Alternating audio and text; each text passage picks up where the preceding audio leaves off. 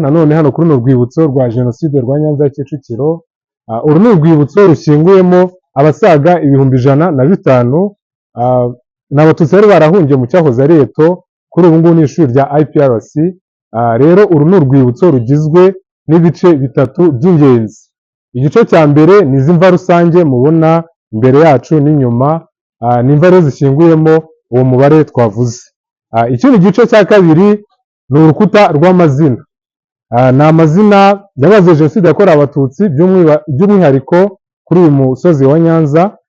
Rero iyo twibuka Jenoside yakorewe Abatutsi twibuka abayiguyemo, ari nayo mpamvu tubavuga mu mazina. Akaba ariyo mpamvu rero dufite urukuta rw'amazina, kuko twibuka ko bari abantu nkatwe, ni abantu bari bafite inzozi zimwe nk'izo dufite ubu ngubu cyangwa se n'izari zitandukanye n'izo dufite. Ni abantu bahumekaga umwuka nk'uwo duhumeka, ni abantu bari bameze nkatwe muri rusange.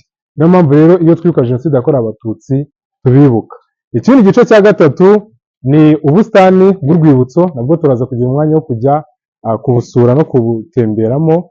Ni ubusitani bwubatswe ku mpamvu ebyiri. Impamvu ya mbere ni uko ari ubusitani bwubatswe hagaragazwa uruhare rw'ibimera muri Jenoside yakorewe Abatutsi.